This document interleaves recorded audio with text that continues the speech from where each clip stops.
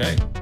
Hello, everybody, and welcome to the Game Bytes Show. It's the 2022 Game Byties. Oh my gosh, guys, it's been another freaking year of this damn podcast. We're doing it still. It's 2022 version. Some special guest Hideo Kojima. That's right. In our hearts. Next game. That's right. Konbanwa. Yes. So, did you say Klonoa? He said Konbanwa. Good evening. Oh, I just said Klonoa. He's Hideo Kojima. Yes. Well, welcome everybody. We're all here. There's four of us. I'm Legrand. There's Jeremy. Hey, say hi, Jeremy. Hi, Jeremy. There's Dale. Hey. And Jared. Hello. Jared's running our YouTube stream, so if you're listening watching on YouTube, here we are. Thanks to Jared. He's got us going. There's probably audio. Probably. There's audio. There's audio. Well, there's going to be closed captioning if there's no audio. That's right. At least there's closed captioning. That's right. I actually go back through after the episodes and fill all that in on by hand. Right. Yeah. I figured you did. Yeah. It's a lot of work. I think it's worth it. I'm writing it on paper right now. Stenography style. Are you designing Mega Man levels on your graph paper? Is that what you're doing over there, Jared? Gosh. Yes. For me, it was Zelda 2 levels. I don't know why. I did Zelda levels and I did Zelda 2 levels, like the side scroller stuff. Because you had to, And then I did Mega Man levels. That's what I designed on graph paper. Nice. And Metroid levels are good too. Yeah. Anything you can do with Connect. I did a whole, I know this is off topic, but I did a whole manual. I made a whole speculative manual for Metroid because mine was missing at some point. And so I recreated the lore. Yeah, I did. I did the whole thing. That's right. The first fanfic I ever did was the Metroid. The story is this. Yeah. Be pretty good. Oh, wow. So who was Justin Bailey then? In your lore, right? Yeah. Lore. I never played that game without the Justin Bailey code for years and years. In fact, I don't think I've ever. No, I have beaten that game without Justin Bailey, but it was always Justin Bailey on all the time for me. Because you started in a different place with stuff. You started in the Bubble Land in Norfair, awesome. And then you had all of that, all of your entire brought you to this moment, to the best of 2022. Right here into the Game Byties. Here's the format. We've done this every year. We're doing a couple changes this year. So we have our top 3 games, which we're going to start out with because those are very important. Then we also have, in classic Game Bytes show format, we don't play all the games in the year. Hardly anything. We play a lot of older games. And so we have the ability to create a couple of our own categories and award a game, a given award. So we're doing some of that. We've got some honorable mentions. I've created a list of 2022 games that I wish I had played. Right. I don't know. Games that I wish I had played or played more of. That's on I have a list of those, which is basically, those are games that I was hyped but not buy, but waiting for Game Pass or PlayStation Plus. That's basically that list. All right. So I've got that list to go through as well. But let's get this started because it's going to be a long episode. Buckle up, friends. But we have our top 3 games of the year. Who's going to start us out? It's not going to be me. 32-minute podcast this time. That's right. I think we're going to start with Jared. All right. Well, So I won. Yeah, I am number 1. So my third Game Bytie of this year is a game it's been out in early access for a bit. Thus my question earlier. Released officially in October, I believe, November timeframe, and it is in my mind one of the best open world sandbox RPGs, Mountain Blade Bannerlord. That game is came out. That just came out. It's been in early access until August. Was that on your Game Buddies list last year? Just asking. Maybe it's that good. Very well. So I had kind of put it down. So I played it when it first came out, and then kind of stepped away from it for quite a while. And when it went 1.0, I was like, of course I got to go play it again. Yeah. They also implemented Steam Workshop support, so you can get all these mods just seamlessly, and it just opens up the realm of possibilities. I've played since it launched 4 campaigns so far. right? Just to the point where I was satisfied with my character and ready to move on.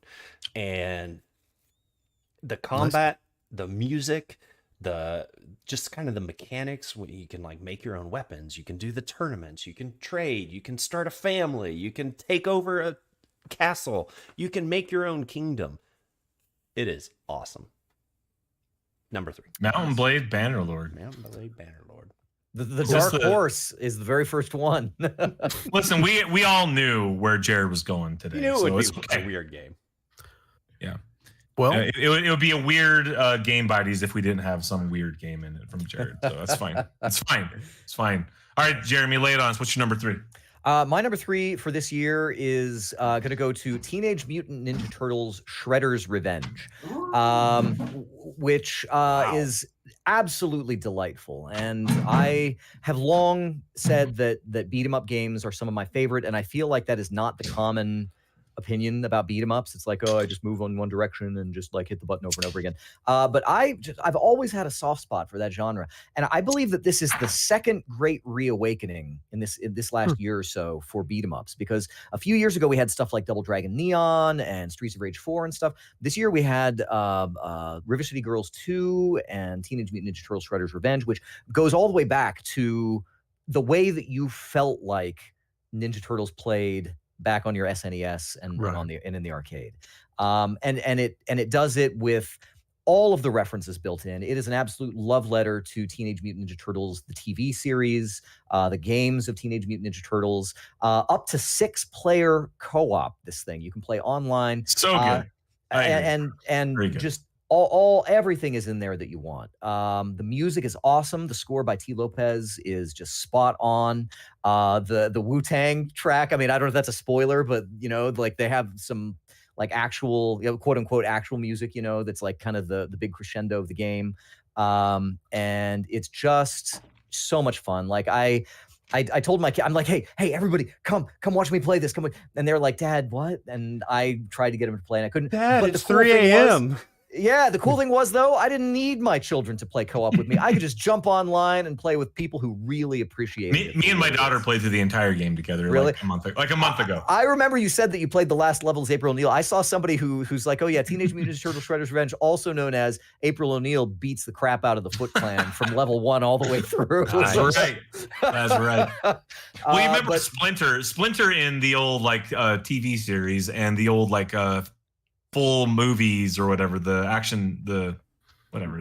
live action. Yeah. He always sucked. He didn't do anything. He's just Splinter, he's right? theoretically like this, this ninja master, but he's so tough he never actually fights anybody. He never has to. He's too old.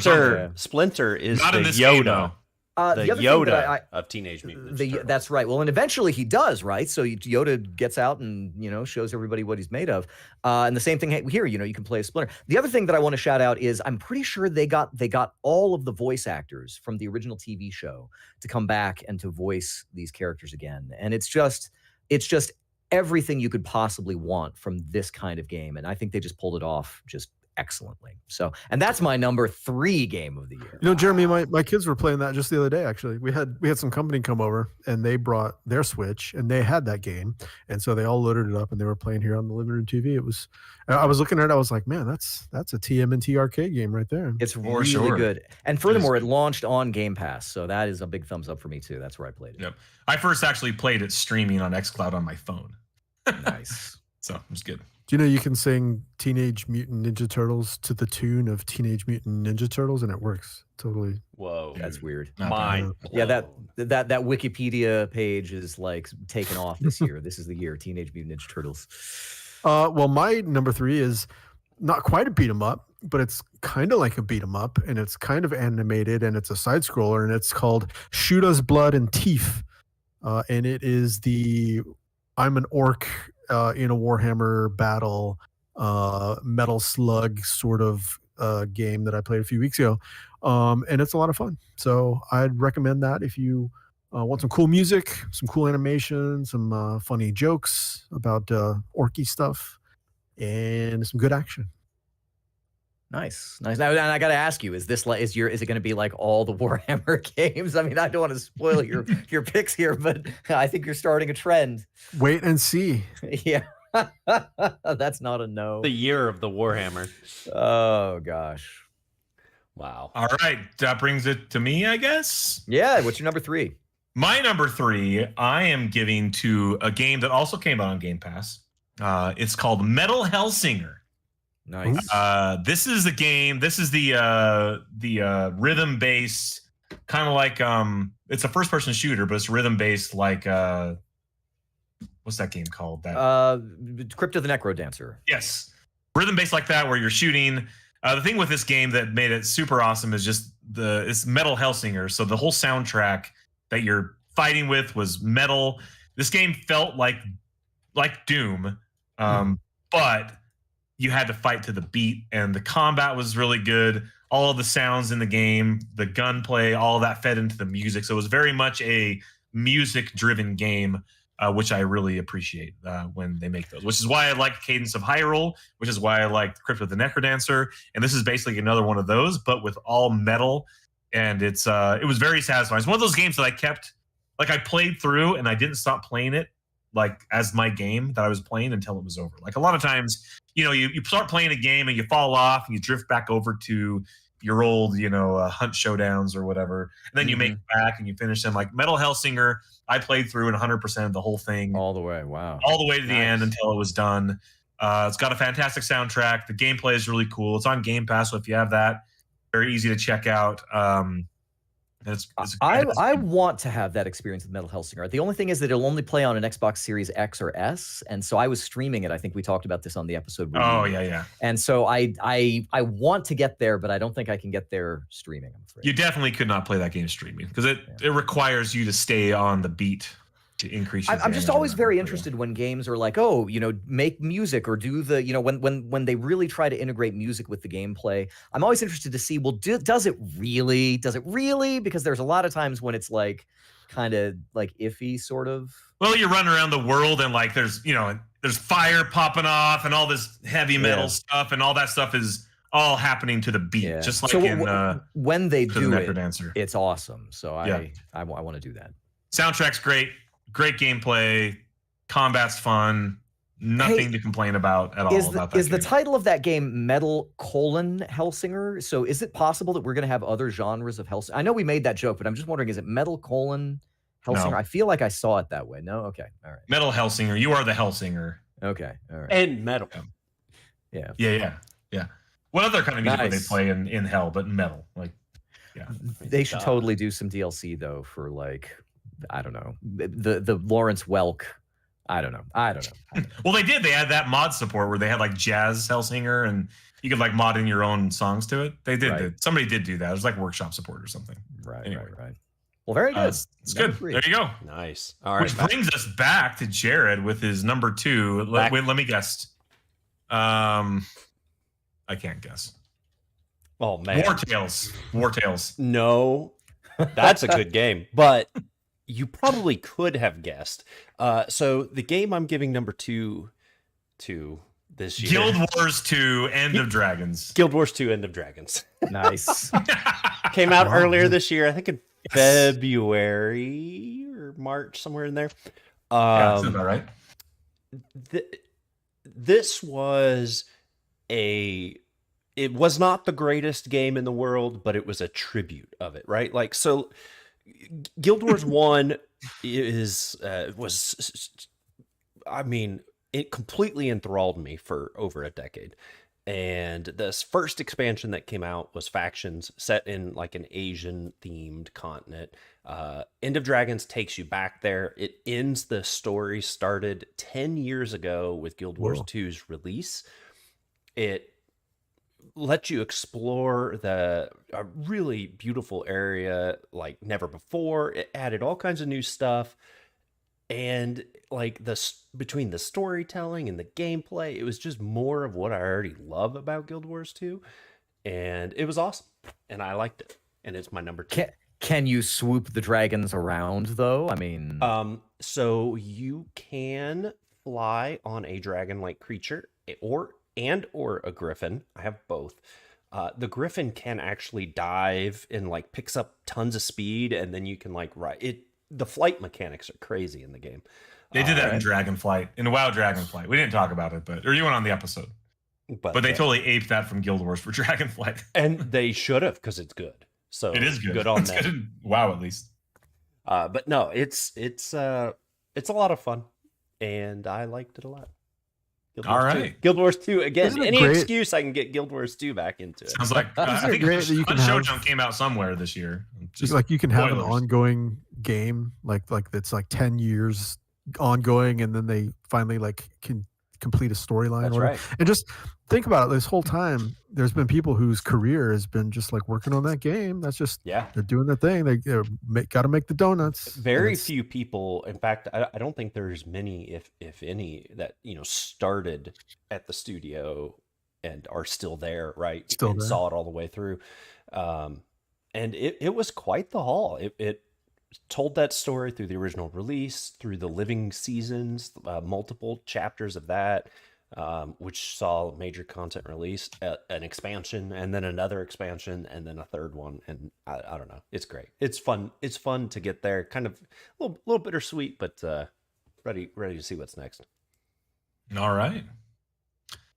All right, Jeremy, that's you. It's your turn. All right, my number 2 game for 2023, the Game Bytes Awards, goes to Dune Spice Wars from Shiro Games, which I didn't realize that I played another Shiro Games game this year, just kind of offhand, which was Evoland, which is a really old, Evoland, it is, and it's the same company, and I had no idea. So I played 2 Shiro Games this year. But Dune Spice Wars, a couple of things I like about it. First of all, Dune is like my favorite novel of all time. I love Dune. I love that universe. I'm Did that movie come out this year? Or was that last year? Last year, right? That was last year. And the next one is probably going to be like 3 years or something. They didn't film them for some reason contiguously. It was fine. It was all right. But going way back, ingrained in my DNA at this point is like the RTS Dune, Dune 2, Emperor Battle for Dune, the Dune 2000. There's been a long-standing tradition of Dune games that are sort of real-timey. But what Shiro Games did with Dune Spice Wars is they took the Sins of a Solar Empire formula, which I don't think Jared helped me with this. I don't think too many other games really do that. So they don't. They're either real time or they're not. The few games that do are grand strategy games, like Crusader Kings 3 or Stellaris kind of does it. Kind of plausible real time. Yeah, a little bit. And the other game that it's very similar to that I really liked was Northgard, also by Shiro Games. Yeah, right. So they kind of stepped up. It was just a great format of what's up with Shiro Games? Dude, they're great. They have. I don't know. They made Evoland. I don't know. But it's like you like conquer these little zones. It's just the whole setup is just fantastic. And they've done a lot to add in sort of the political intrigue thing. They got the real-time stuff, like march your units around and upgrade them and all of that. They've got the whole spy espionage thing going on. So you've got the economics, the transferable income that's always coming in, the whole black market, gray market thing. And it's very Dune-y. Like they actually did a really good job with it. And it was in early access, I think, for most of the year. I think now it has released. I don't know. It might have. It's still early access. Is still it early okay? Access. Yeah. Well, released that's on April 26, 2022. But yeah, it does. I guess it does say early access. Anyway, it's 20% off right now. Yeah. And they've added multiplayer to it since then, which I haven't really done, but I feel like you could, if you have a friend, somebody that it's probably better to play this with them. They've added some new factions since then as well. And just generally, I think they really pulled it off. I think they did a good job incorporating a complicated, because that was the thing about Sins of a Solar Empire when it first came out. It was like, what is all of this? Why do I have 3 currencies? How am I going to manage all of these? It was just a lot going on. And I don't know how this game would hit for somebody who hadn't played something like Northgard or Sins of a Solar Empire before, but they just took a formula that I think was very intriguing when they first announced it, and they did a great job with it. I think there are some concerns about the end game stuff, and I did experience that, but that happens to all of these 4X games, where you get to that ending, you just kind of decide like, okay, I think I win because it's I think just I'm done playing this. I don't want to drag it out for another 4 hours. Exactly. Just to finish it. But aside from that, which I don't really feel is a strike against the game itself, but kind of more a problem with that's endemic to the genre. They just did just a great bang up job of it, and that might be the game that I put the most hours into. In 2023, just because once you get into, I mean, for me anyway, once I get into a 4X game, I got to just be real careful because 6 hours later, I'm like, whoa, Yep. I did not intend for that to happen. But with Dune Spice Wars, real pleasure, all 6 hours. So, all right, that sounds pretty cool. I'm gonna check it out. It's worth it. Hey Dale, what you got? Number 2. So my number 2, one of the games that I continue to be most excited about going into 2023, because I'm planning on a PC upgrade at some point, and I think my experience is really going to benefit. Warhammer 40,000 Dark Tide. It's great. It's a great game. It's just awesome. It is you like can run around, shoot stuff. Best game of that format. Really? Because versus the Horde, Yeah. I don't think Run there and have gun. been too many bad games in that sort of Left 4 Dead-y, Vermintide. I mean, usually they turn out really good. So the fact that it would be the best of that type of game, that's saying something. I think it's pretty good too. You guys have played more of them than I have. I never actually played the Vermintide ones, but been definitely enjoying this one. And yeah, looking forward to trying out some of the other classes and advancing them up to the top, and getting all the gear and just all that sort of stuff. And I mean, everybody knows what it is. Fun game. There you go. Right. Number 2. My number 2 is going to a game which I don't necessarily believe is the best game even in its genre that was released this year. However, I have to give it to Vampire Survivors, despite I feel like there's other games that came out that were inspired by Vampire Survivors that were probably better games in general. When Vampire Survivors started hitting the world, right, in January timeframe, it really took over. I played a lot of Vampire Survivors. I probably played, 80 hours of Vampire Survivor, which is a stupid amount, especially for a game that costs $3. And it inspired an entire genre. And now there's dozens of these games, and some of them are better because they were designed and built by teams, and they're better games in their own right. But I have to give my number 2 to Vampire Survivors, the original. And I know it's probably not even the original in this style of game. Yeah. But there was something about it that just really hooked.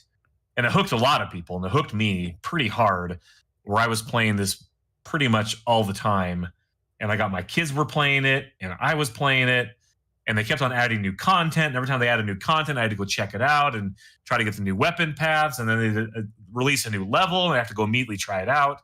And since then, they've actually released the game to 1.0, which came out in, I don't know, maybe September. Just in the last couple months, yeah. Yeah, just recently. Then they also released some DLC, which I still have yet to try out either. So they released their first paid DLC, which is just more Vampire Survivors, I guess. And something about that game, that I think it probably comes down to the amount of time that I played and the amount of enjoyment I got out of that one game. There's not a lot of games on my list that I can say that I got that much enjoyment out, where every moment was generally a lot of fun. And there was a time on our Discord server where people were posting stuff, and we were, talking about it, and it was just a good time to be a gamer when that game came out. I think it's also, I mean, like you said, there may have been other games like it before it, but I feel like that if this becomes a genre, like like enough games do it, Vampire Survivors will be the one that launched it. And I think that it's rare that you find a noteworthy game of that sort that you can put your finger on it and say, this is the one that inspired all of these other things. The other thing about Vampire Survivors that's really interesting is if you know how sometimes you can put like personality, like where are you on a Cartesian coordinate system, like in the 4, very difficult, very easy, very intense, very, or whatever. I feel like Vampire Survivors probably is the lowest possible barrier to entry game. Like there's nothing you start the game and you are in it and you don't do anything other than walk around. Like you pick up the idea of the game literally instantly.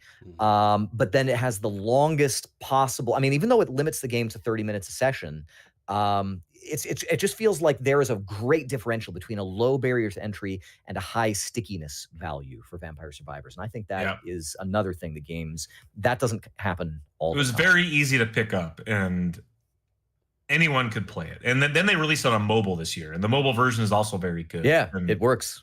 It works really well. It plays well with the little controller thing I have. It plays well with the touchscreen if that's your jam. And it combines like the random variability and just the randomness of, say, like Slay the Spire, which was also a very good game, different in its attempt, but had that same kind of vibe. But without any of the heavy lifting of Slay the Spire, of like having to remember what all the cards do and like, all of that. It's like you can just jump in and play, and every time you're going to build out differently, and it's great. It's awesome. But there's always rewards for it too. This weapon combines with that weapon, and suddenly you level up a new thing and combine and make some new thing. And the other thing too is that I think there aren't many games. I mean, I'm trying to think of those single developer games that come out, like your Fez or Axiom Verge or whatever, where like one guy's like, I'm just going to make this. Here's a game. Exactly. And that's this. And it just really hit this year. Yep. So there it is. My number 2, Vampire Survivors. I played probably 5 different iterations of this style of game this year, and I feel like there are others that will be better, especially because a lot of them are in early access. But this one still is probably going to have a special place for a lot of people, just because it was that entry point. It's just like a lot of people really love original Dota on Warcraft 3, despite it not being as good as Dota 2, not being as good as League of Legends or Heroes of the Storm or any number of MOBAs that came after it. But they loved Dota because it was the first. That was the first one. So anyway, to your point, Jeremy, like this is the one that you can pin on this genre. This is the one that kickstarted the genre of whatever you want to call this genre. If you can't be the best, at least be first. That's right. Yeah, right. That's right. All right. So number 1, drum roll. The moment you've been waiting for. Oh my the gosh. best, unequivocally best games of the year. So you guys, Game Bytie goes to. You guys are gonna hate me. So I was sitting down thinking about dude, 10 out of 10. Thinking about BattleTech this year, to be honest. What the Game Byties are, and it's our ranking. It's not like the most graphically intense games. It's what games stood out to us this year, made an impact on us this year. My number 1 isn't a game; it's a system. It's the Steam Deck. It completely changed how I play games. I mean, to the point where I'm looking through my Steam replay, right? They sent this out, and for the little amount of time that I had the Steam Deck, it took up over a quarter of my playtime. I played more games on it than anywhere else. I played one of my most played games of the year, almost exclusively on the Steam Deck. I've been side-loading stuff. I run it in desktop mode. It is the promise of what like mobile PC gaming was supposed to be like 20 years ago, but finally real. My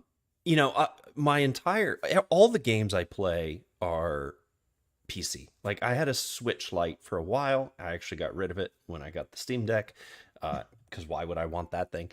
I didn't have any games on it. I never played on it. It wasn't, I don't get into other gaming systems. I am a PC diehard through and through. And this opened up a new world to me that was previously not open. And it's executed so well. Okay, the battery life could be better. Sure. The screen, it's not the greatest. Okay. But it's the whole package. I can carry it around. I can throw it in the car, take it to, the in-laws' house and sit in the corner and play Stray or whatever. It stood out the most to me this year. Out of curiosity, just for comparison purposes, what was your opinion on the various Steam, Valve hardware projects in the past? Steam controllers and Steam Links. Is this the best hardware they've ever made? 100%. I haven't tried their VR, but the Steam Link was neat, but it was always kind of finicky on maybe it was just my Wi-Fi, right? Like it would always just like kind of stutter and kind of weird. Occasionally. Yeah. The Steam controllers were fine, but the fact that they were so dependent on the touchpads really set them back for me. The Steam Deck still has those touchpads, and in some games, they're great. For and it's not a touch screen; it's just the touchpads. It's two touchpads. They're also buttons, right? That kind of thing, and they use your thumbs. They're where your thumbs go. So on the front of the device, and they work. But you also have a D-pad. You also have twin sticks. You also have paddles and triggers and everything else you could want. And theoretically, it has like tilt control and all that. Although, of course, no games actually use it. So nice. Of course, it was really nice of Valve to invent the PlayStation Vita. I mean, it is. It's that same promise of the Switch, of the Switch Lite, right? Or the Switch in general, right? Right. You can hook it up to a TV or a monitor, and it works like a PC. And it works great. I don't know how it can run so many Windows games on a Linux platform, but it's black magic. It's wizardry, I swear. Interesting.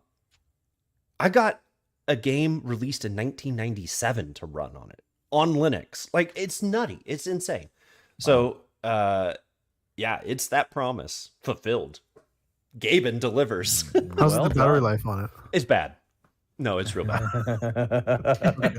It's like gaming laptop bad. Like couple hours. It's like Atari Lynx bad. Yeah. Oh wow. Maybe 3-4 hours. Game if you turn off bad. Wi-Fi, and Yeah, but like as like a middle-aged dude, you're probably not going to play more than like a couple hours. Yeah, right. Like I fall asleep in 5 minutes when I play. That's the thing, right? So I'll play for maybe an hour or something, and then I put it down, and you can charge it, whatever. And it's fine. Yeah. Right. Yeah.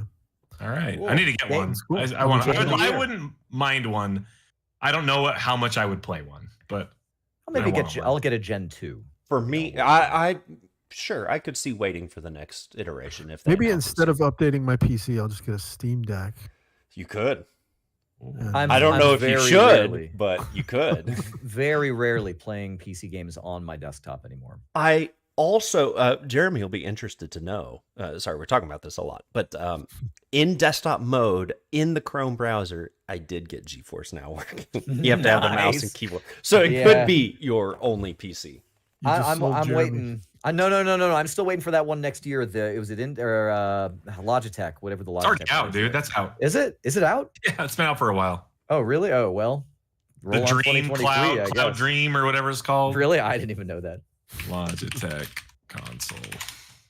The cloud. Logitech G Cloud. Yeah, that came out like a few months ago, dude. Okay, all right.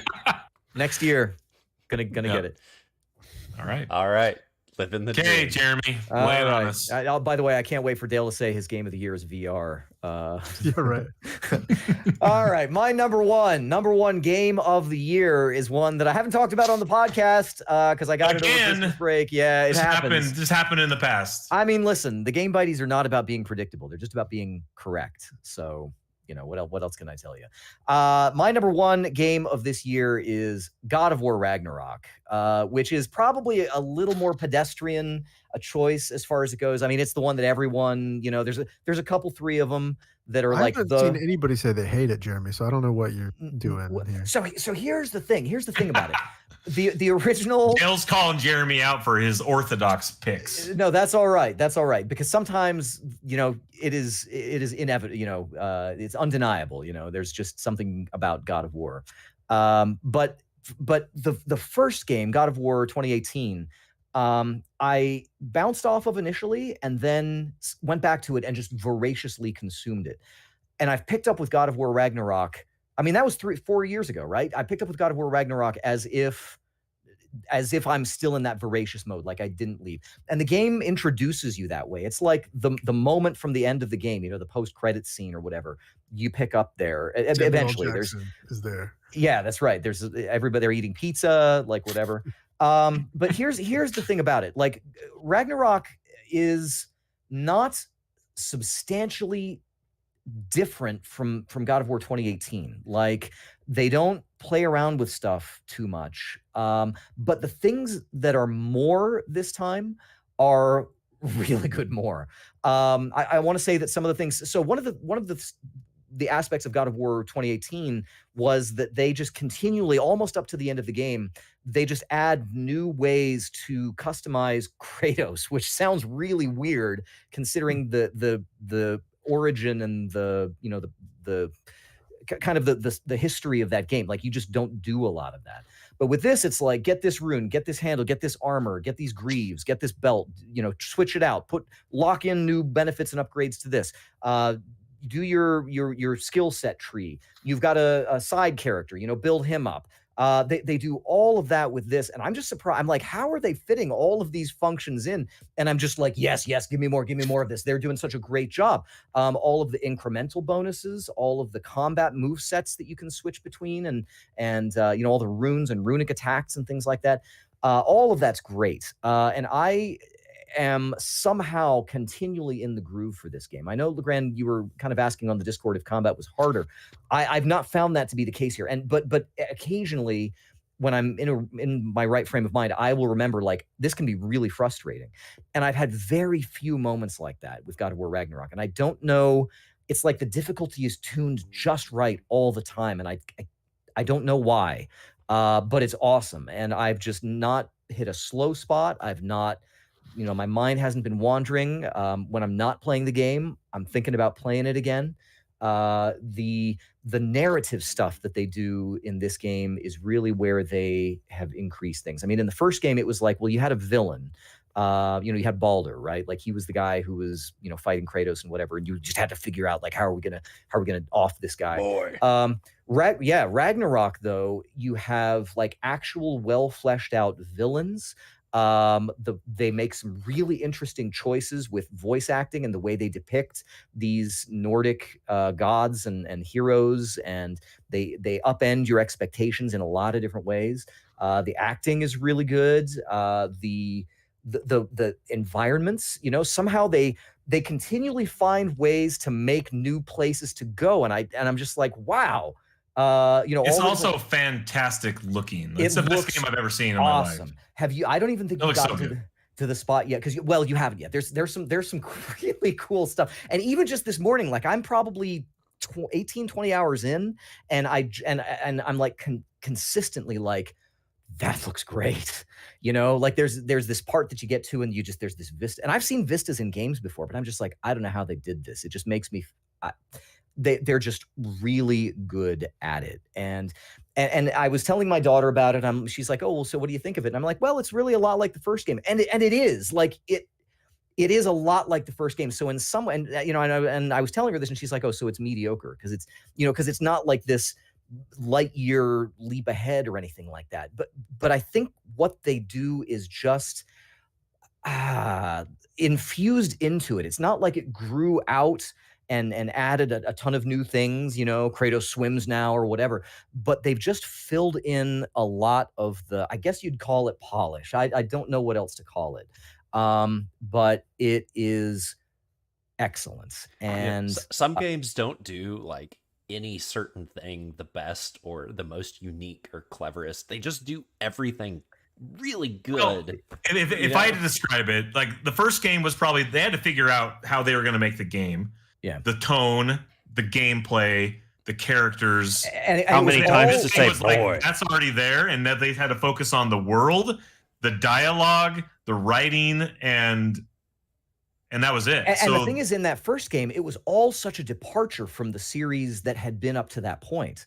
The other thing that I really appreciate about this, as a lifelong, like, God of War, weirdly, I think for me is one of my all-time series. Like, just God of War, I've been playing it from the beginning. I've played every entry into it. I'm not even like a huge, like, rabid God of War fan. I've just been consistently playing it. And the other thing that I really appreciate about this is that they are looking back at the heritage of all of those games. They're making references, they're having dialogue, the characters are, they're cognizant of the history of Kratos, like, how he turned out as, like, this tragic thing and all this revenge stuff, and they bring that in. It's not like an embarrassing, like, oh, that was back when the game was on the PlayStation 2 and we didn't, it was kind of a lame story back then. They incorporate it, they sanctify all of that by bringing it up and by incorporating it into this really well done package, and it makes everything that came before it also better too, because it ended up here. It's just really good. It's really good. So God of War Ragnarok, my number one game bitey of the year, and I'm thinking about going back and playing it right now, but I'll stay here to the end. Oh, well, thank you. Thank you for. But if we could hurry it along here. Yeah. All right, Bill. My number one for this has got to be the 2022 game in which I put the most hours, and that is Total War Warhammer 3. Wasn't even on Warhammer trifecta. Wasn't even on my list, but I thought this might be Jared's number one as well, but he took a different path. Yeah, he did. Hundreds of game turns. No satisfactory campaign ends yet. But that's the nature of waging a war in a huge fantasy out of control land with demons from the warp and whatever else coming. I don't know what to say about it other than it's like, the culmination of the series, a zillion factions. You can play 100 battles 1,000 different ways, and it's just like, it's just cool. I seem to remember that they respect your history with, like, doesn't it? Weren't you saying that it plugs in like all of the DLC and stuff? Yeah, you can roll in a bunch of the stuff from the first couple of games, and then they now have the new. Jared, help me out. What's that campaign map called? Immortal Empires. Immortal Empire. Yeah. Instead of Mortal Empires, Immortal Empires. Yeah, and cool. It's awesome. It's massive. It's just like it might. I don't know if it's true, but it feels true. It is the largest Total War Immortal Empires mode, the largest Total War campaign you can wage. It's got to be true. It's got to be true. I haven't verified or whatever, but it is huge, and there's so many factions, and they're all so diverse. Yeah, but kind of somehow balanced, super balanced, but they work together, right? It is insane what they've done with those games, and it's oh, cool. Yeah, and it's just like the Total War formula also, divorced from all the Warhammer stuff. Total War has always been a pretty solid game, but something about just mixing the two things together, and they just go together so well.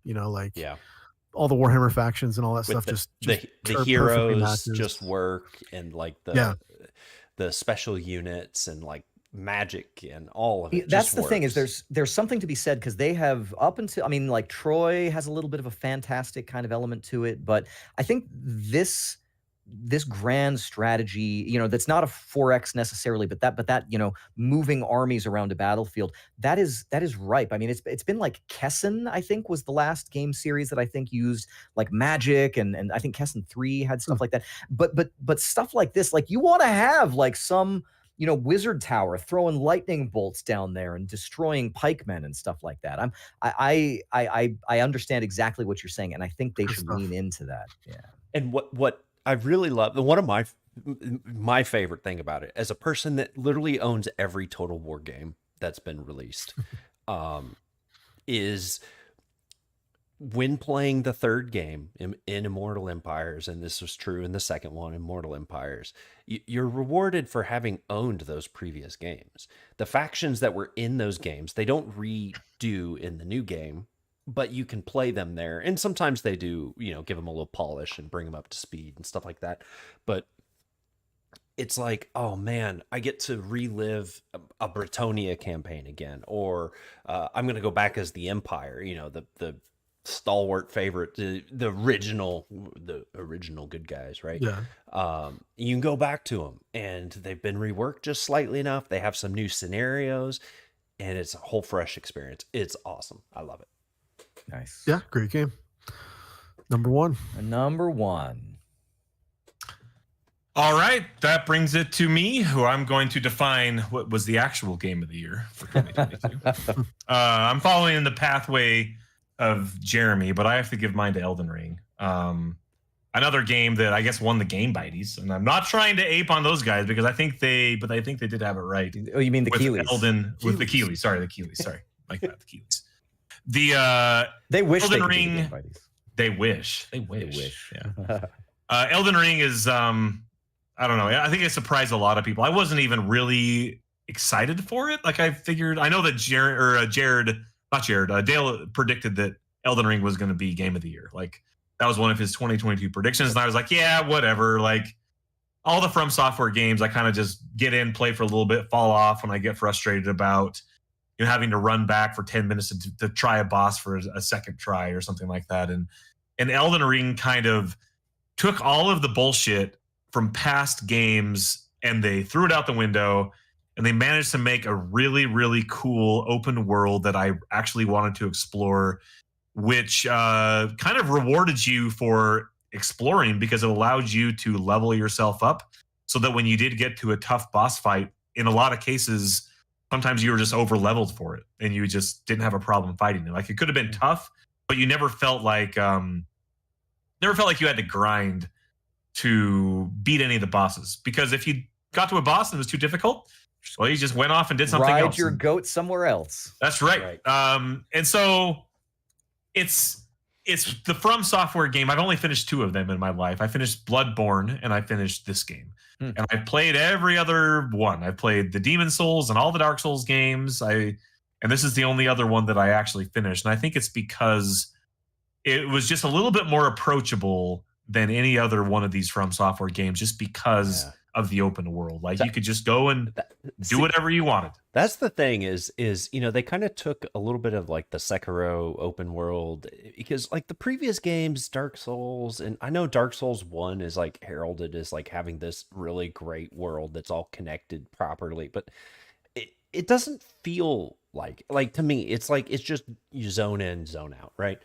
But Elden Ring, it feels like a world all of a sudden, and like, oh, I'm here. It is an open world. None of the other games are open like this one. Like this one is very much a big map that you could go wherever you wanted at that. There's a couple, gates in certain places where you can't get to certain areas until you do a certain thing or whatever. But for the most part, well, you wouldn't want to go there anyways because you get your ass kicked. But something about Elden Ring really captured me. I played it to completion. I beat all the bosses. I went to all the areas. It was one of the games where, in a lot of cases, I play a game and I get to the end and I don't do any of the side content, and that's fine, and I don't care either way. In this game, like, I was looking up all the side content to make sure I got all these other optional bosses before I actually finished the game, because I wanted to experience everything that this world had to offer. And I was surprised so many times. The game was beautiful. I played it on the PlayStation 5, and it was beautiful. The open world was fantastic. The storyline was unique enough and cool enough. I really feel like the George R.R. Martin stuff that people joke about or whatever, I think that it probably did add something to the game, because I think it was interesting. The boss fights were incredible, and it was just something that excited me for a very, very long time. What's kind of interesting to me is that actually God of War and Elden Ring are not too far apart from each other in the whole taxonomical, like open worldy stuff, like go where you want to. Side quest content is cool. Like I actually am playing more side quest content in God of War Ragnarok. God of War side quest stuff is really good. Yeah, and this one, and I kind of find myself going back to it. And it just occurred to me as you were talking about this, I'm like, God of War is all that stuff too. Well, I feel like God of War has a better. The side content is better. It's just different. Like somehow, I don't feel like God of War is an open world game like Elden Ring or like Horizon or like Red Dead Redemption. Like it's more of a, here's some areas you can go and explore. You can go back to whenever you want and go do other things there. But this is a true, here's a big world. Go do what you will. Go find stuff. Like the fact that you get out of the tutorial cave and there's a boss standing in front of you. And the point of that boss being there is so he can kick your ass, so you can realize that you should just go the other direction. That's the whole point of that boss existing. That's good. Eventually you level yourself up enough and you get confident enough in your abilities that you go back and you beat that boss, and it's not a problem. But the whole point of that, like, it's just the gameplay itself was very, very tightly designed. Like they wanted you to know, like, yo, just go this way. Just go find out what's in that cave. And go explore this thing. And like, oh, here's a little statue you touch on, and it points at this thing that you need to go see. And a lot of open up the map, and the map was very detailed, and you can tell like, oh, there's a thing over there. I should go look at it or whatever. And I don't know. It was just an experience that And I'm glad that I played it when I did, when everyone was talking about it, because it was really fun to be online, to see everyone talking about it. Sharing their clips. Sharing clips, sharing notes. Like, oh, have you guys seen this thing? Have you seen, whatever? Have you met this guy who will one-shot the boss for you or whatever, and all of that? Oh, yeah, all that stuff. I can't wait till the Millennia memes. And I can't wait till Legrand beats one of the bosses on the DDR pad or something. Yeah. Not going to be me. No. That's it. I guess DLC's coming out for it, so that'll be cool. I don't know if I'll check it. I guess they had added like some DLC that I haven't checked out, but I'm traditionally not a go back and play DLC guy. Yeah. So we will see when it comes out officially. But Elden Ring is for sure my number one game of this year. It is the best game that I played this year. Nice. Out of everything on my list, including games. Well, if I include games that I played in other years, I think it would be hard. But this year, for sure, 2022 games is definitely the best one of those that I played. Very good. I think it's clear to say Elden Ring open world, God of War, Total War open world strategy with Immortal Empire. Steam Deck physically opens the world to you. The theme of 2022. Open world. Cool. Open world games. Open world is back. Good times. In Pog form. All right, so that leaves us with Steam Deck, God of War Ragnarok, Total War, Warhammer 3, and Elden Ring. What a cool game list. Byties. I think best games of the year. That's right. No three-way tie. Two of those games. Bullshit. No BattleTech three-way tie bullshit. It was all very unique, and I think very matches all of our personalities. Two of those games you can play on one of the other ones. True. And the other one you'll be able to play there eventually, probably. You might be able to in like desktop mode. I don't know. Yeah. All right. Anyway, so honorable mentions. Our next is these are we gotta do our other awards, or are we doing honorable mentions? Let's go honorable mentions round and then hit their special categories. Okay, honorable mentions first. Jared, all of your honorable mentions. You get to go. I'm gonna roll them off, and you get to tell me what the theme that ties them all together is. Rogue Genesia, Stray, Alaloth, Pentiment, Cloudpunk, Aperture Desk Job is the giveaway. Hellish Court. So those are the most top. What was the last one? What was the last Hellish Court. It's like a fighting game. They're the ones that you played on the Steam Deck. Boom, he wins. Yeah, no, I played a ton. In fact, those games are all really great on the Steam Deck. Huh. So yeah, those are my honorable mentions, because it's like I wanted to talk about them, but I'm like, I don't want to talk about just one thing. Like Pentiment was such a neat little, adventure game, but it's like. Anyway. Well, I've only got a couple of honorable mentions from this year that I think are really worth mentioning. One is Rainbow Six Extraction, which I don't think anybody probably saw that one coming, and I don't think too many people are talking about it. But just the fact that it was a XCOM via Rainbow Six, I just thought it was really well done. And I think that it deserved more attention than it got. Similarly, Hard Space Shipbreaker surprised me because in the same way that you have all of the different like simulator games, like I'm going to mow people's lawns or I'm going to drive somebody's truck. This is where you take these models of spaceships and you dismantle them piece by piece. And I thought that was, and they they wrap it up in this sort of like dystopian economic future in outer space and stuff like that. And I think it was just kind of a different cool idea. And then Return to Monkey Island, which was pretty well done. I enjoyed it, laughed a little bit, and it's kind of all right, but didn't quite break into my top 3. So those are my honorable mentions. Well, I got a few honorable mentions. They're not 2022 games necessarily, just ones that I thought were cool that I checked out this year. And so first up, I would highlight The Shrouded Isle, which I thought was a very cool and atmospheric little adventure game sort of thing, kind of. But yeah, like I said, had a real sense of place and like you're determining the fate of all these villagers on this like weird cultish sort of thing going on. It's on my wish list. Because of you, pretty cool. By the way, pretty cool. Horizon Chase Turbo. This was a free giveaway game on Epic, and it's just a very arcadey. Outrun.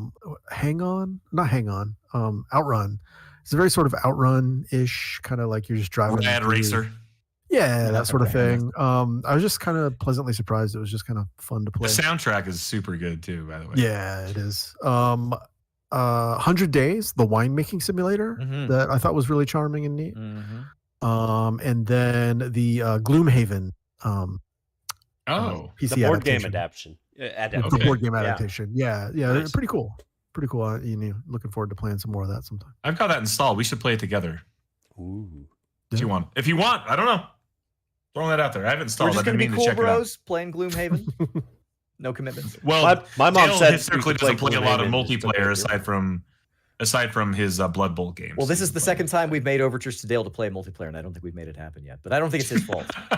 It's multiplayer can be a challenge sometimes. Yeah. All right, I have four honorable mentions in chronological order. First is going to be Lost Ark. Lost Ark was taken over by Elden Ring. Like Lost Ark came out and then Elden Ring came out, and I never made it back to Lost Ark. But I really liked a lot of what Lost Ark was doing.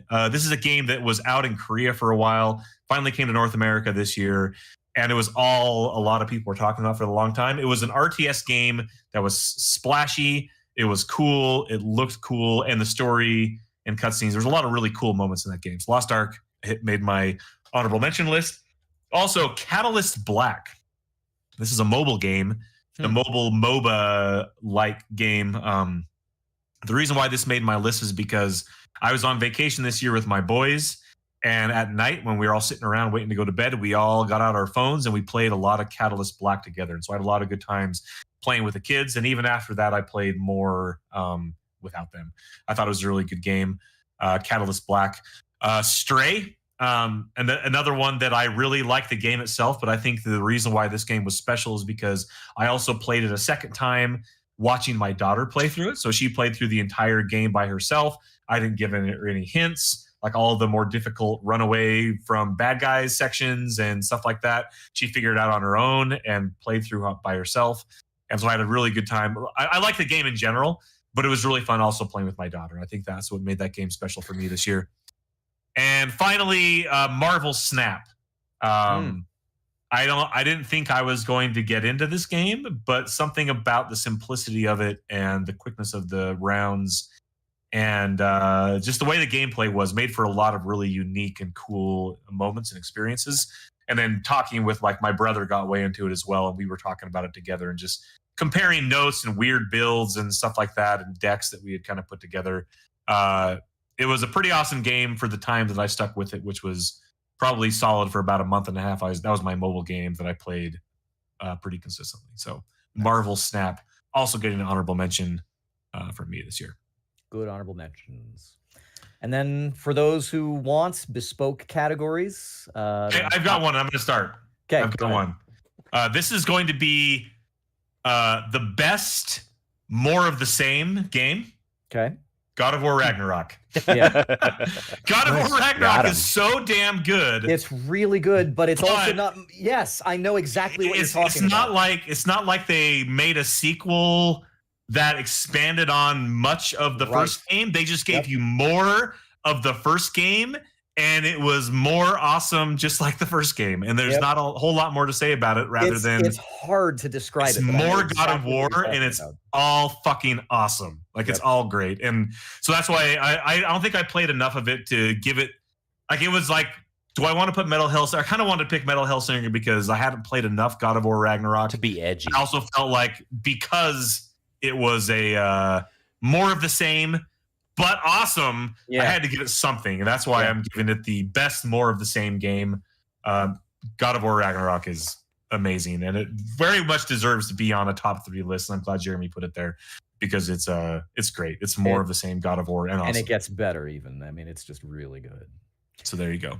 I've got one I can throw out here. I've got my worst game of the year, Gungrave Gore. Gore. It was the worst thing. It was the worst. And I would love to know if there's some Gungrave person out there. I threw this out on that episode. If there's somebody who can tell me what I'm missing about Gungrave Gore, please tell me. But apart from that, I can't even believe that. I can't believe it. Just can't believe it. Well, I've got an I Can't Quit You Babe award that I'm going to give to Elite Dangerous because of a long-term, relationship with this game. Yeah, going committed. back and Common law. yeah, we're just out there, exploring the space. That's it. Man, so I feel like I overachieved. I have 3 special awards. I have 3 as well. I got more. We're just we're going one at a time. Okay, I thought we were just doing them all.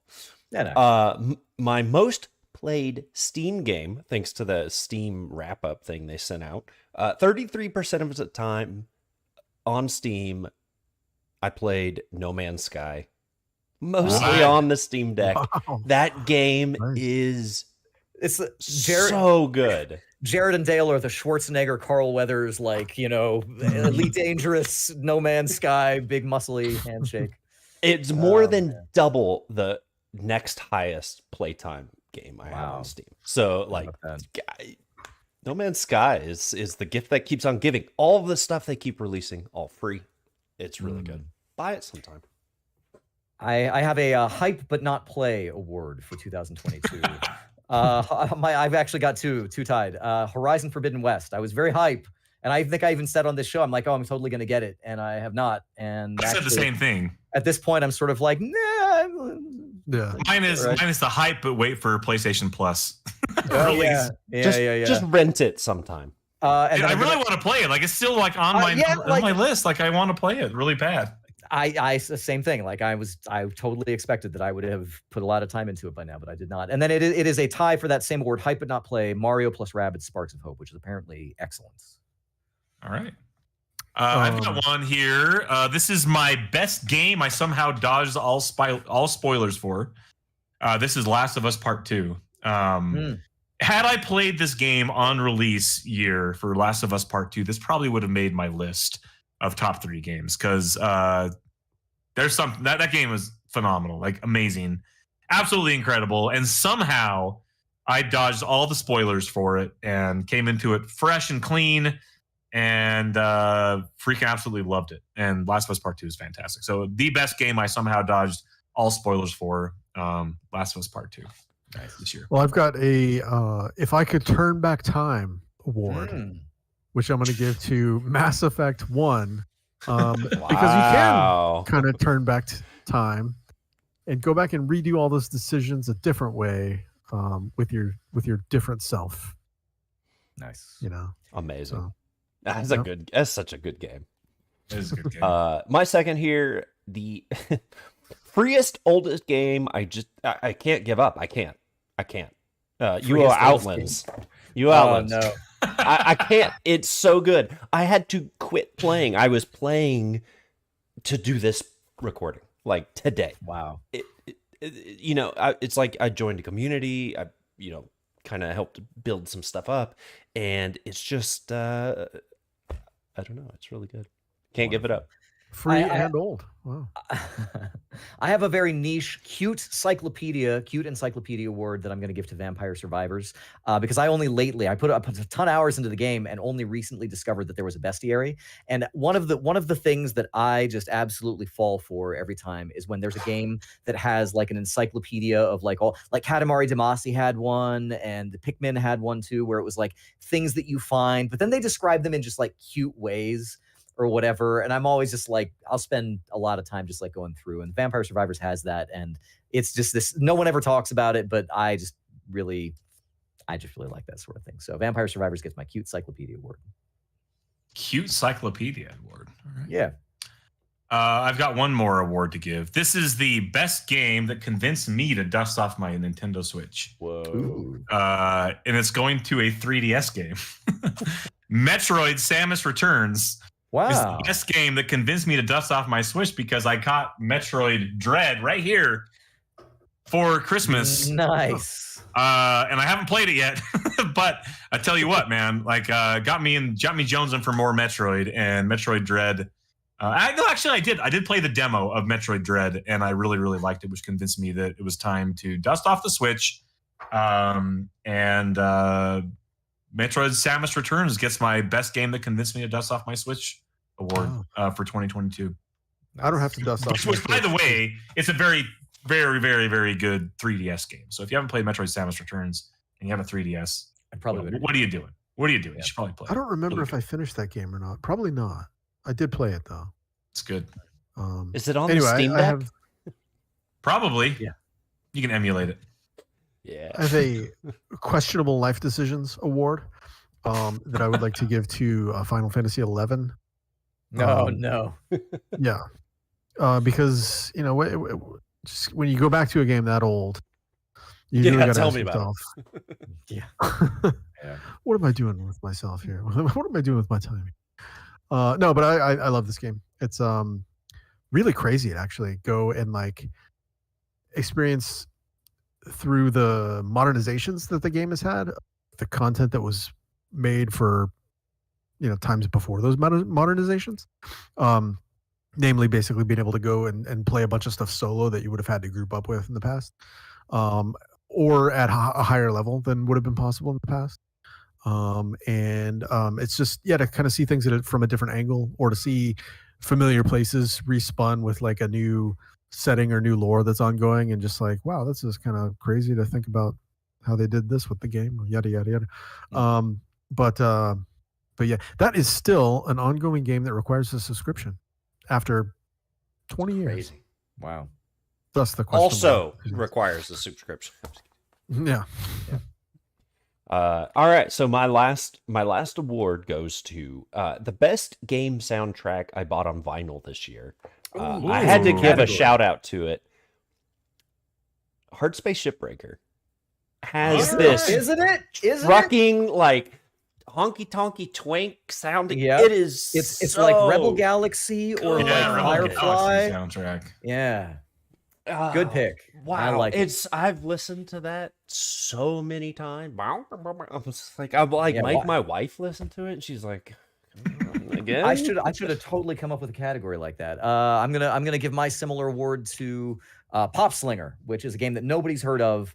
But it has a super funky soundtrack, so go check it out. I've got two small little categories here, sort of similar to Legrand and his daughter playing Stray. Games my kids commandeered the TV to play through. Stray. My daughter also played Stray from beginning to end, and she teases me because she's like, "Dad, you didn't even see the ending," and I'm like, "Oh no." So I don't know how it ends, but she played through the whole thing. I didn't. I was there, I was not. She played whether I was there or not, and that's not. I think when you have boys, I think they're more likely to do that, just like play through stuff. But for my daughters, as much as I've tried, it's still kind of a special thing. The other one that my older daughter had that same thing was Power Wash Simulator, which I don't know that game. I don't know, but I hated that game. I hated it so much. I hated it. Isn't it great to just like stand on top of like a big roof or something and then like hit the button to see the dirt and it's everywhere and you're just like, oh my gosh, I hated that game. I hated it. I have also one here, a game that's still going strong after 10 years. Mario Kart 8 Deluxe DLC has been really good this year. And every time a new DLC comes out, it's an excuse for me to get together with the family. And, and for me, it's like, oh, I remember this playing on Mario Kart DS, or I remember playing this on Mario Kart SNES. And they don't care. We just have a lot of fun with it. And that game, they're still advertising that game on TV. With your Switch, like everybody wants Mario Kart for Christmas, and I'm like, that game is 10 years old now. I mean, it's true though. Yeah. It is true. It is true. I'm gonna give one more shout out. One more shout out. This is the same. So Jeremy talks about how God of War is his jam, in your series, one of your series of all time. I think Assassin's Creed is one of mine, and I finished Assassin's Creed Origins and played a good amount of Assassin's Creed Valhalla this year. I'll eventually get back to that game as well, but. Shout out to that series for, I don't know, being just a really solid, being a cool guy. Game.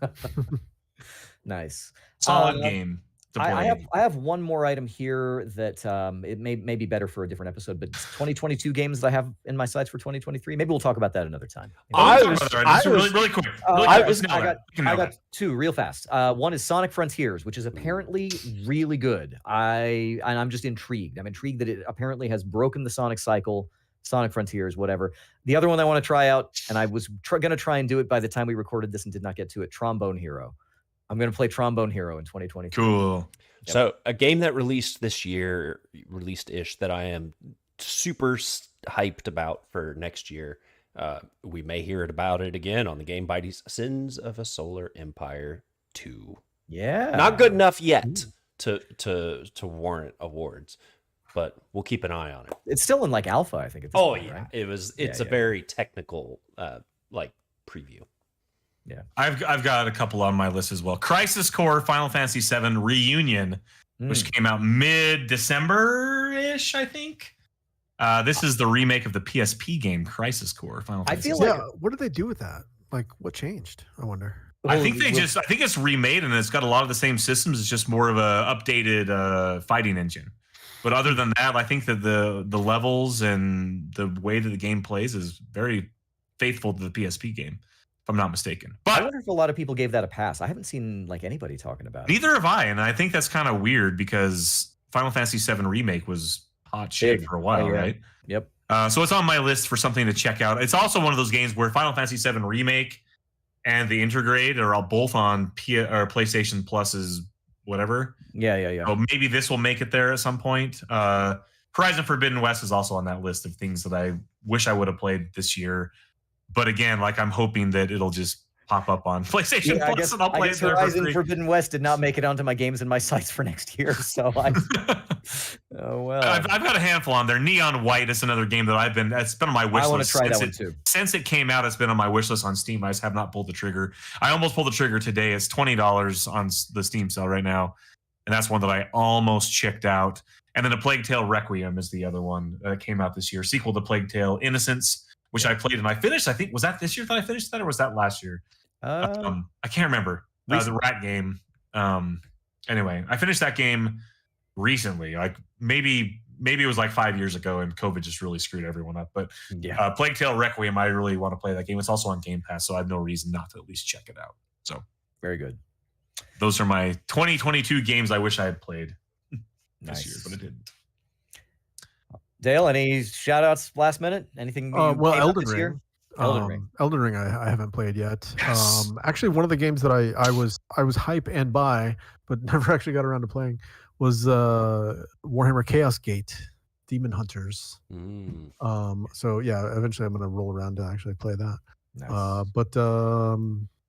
Yeah, I guess Elden Ring is probably the big one, just because like a lot of stuff, I think I've kind of backburnered that for a little while for an upcoming GPU CPU upgrade. Nice. All right. Very good. Well, ladies and gentlemen, we have done it. We have definitively named and claimed the best games of 2022. The canon is now closed. No more entries may be submitted. This is it. And we're going to shoot it in a little bit. That's right. We're taking it. It's going to be awesome. Yep, that's right. Folks, if you have any stark differences of opinion, first know that you're wrong, but we'd still like to know. Yeah, we want to know how wrong. We want to know how wrong you are. Let us know all about your favorite games this year. If you have any special categories, let us know about that. We'll still tell you to do that on Twitter, but I think Discord may be a better place for that. But if you want to find us on Twitter, you can find us collectively at Game Bytes Show. Share the show out there on social media. Let people know that the rightest possible best games of the year are here. Share that on social media. We are at Game Bytes Show on Twitter. You can also do that to us individually. Tell people that we're the best people of the year. You can find me on Twitter at Jeremy_Lamont. I'm on Twitter at Legrand. I'm at Count Elmdor. I'm at Red_I. You can also find us at youtube.com/GameByteShow, where you will see us live doing this thing weekly. Subscribe, share that too, and maybe come and interact with us. And it's just something to do on a Monday night that nothing else is going on. You can also find us over at GameByteShow.com, and that's where you'll find the syndicated podcast. All the episodes in our entire back catalog are there. You'll also find a open invitation link to our Discord server, which is where we probably really want to hash out this thing about people and their wrong attitudes and opinions about games. But come join us, hang out with us. We're actually really cool. We do want to hear your opinions. It really is kind of fun to find out how different everybody's 2022 went. But come join us on Discord, be our best buddies, and there's a lot of other good stuff going on there on any given day as well. And then, of course, we'll be back here for the year 2023, the year that's coming up. We've got our predictions from last year that we need to look at. We've got predictions to make for this coming year. All kinds of things going on, and we look forward to being your most entertaining, informative, informative, and edifying video game podcast in the coming year. Until next time, folks, this has been your Game Byte Show and your Game Byties for 2022. Thank you so much for joining us, and we will see you next time. Be seeing ya. you. See ya. Thanks to the special guest Hideo Kojima for joining. That's right. Oh.